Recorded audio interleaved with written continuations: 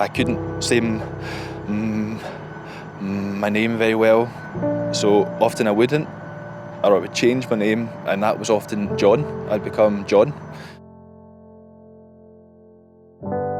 Hi, I'm Adam Black, and I'm a person who stutters.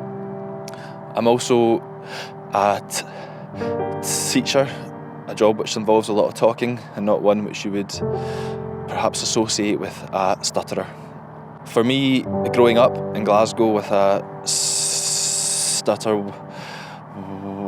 was quite tricky. The hardest thing was who my stutter made me be. So an example would be in the classroom when I knew the answers to things. I just wouldn't put myself forward. I couldn't say my name very well, so often I wouldn't, or I would change my name, and that was often John. I'd become John, even though I'm Adam. So rather embarrassingly, if other people that knew me came over and said, "All right, Adam, how you doing?" the person I'm talking to would look at me like I'm an idiot. I was really into dinosaurs when I was younger, and I thought, well, two things. First of all, I love them, and second of all, they're dead and they don't talk back. So for me, it was a perfect career. So imagine that, choosing your own career, choosing your whole life because you didn't want to talk to people. I know a story of somebody much the same who was going to go to college in Leeds, but when he got on the bus to ask for a ticket to Leeds, he couldn't say the words, so he asked for a ticket to Manchester instead and went to the Manchester Open Day, and his whole life changed because of one word.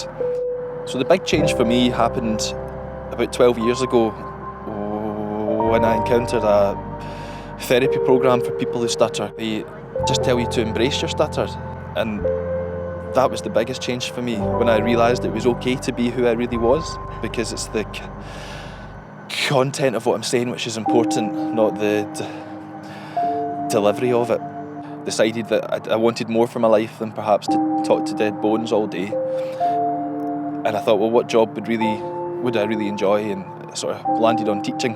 What I've got to do every single day is present myself as an honest person, as somebody who stutters. I can't hide that fact. Children see the same people. They see people on television who speak fluently. They see people in everyday life that speak fluently, but they're seeing me standing in front of them, being honest and being a bit different. And it gives them a little bit of hope as well that, you know what, I can be a bit different and it's okay.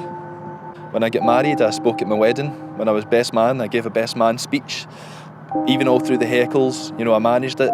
And the biggest thing was, now I've met a wonderful person called Rachel. We're married and we've got 2 boys.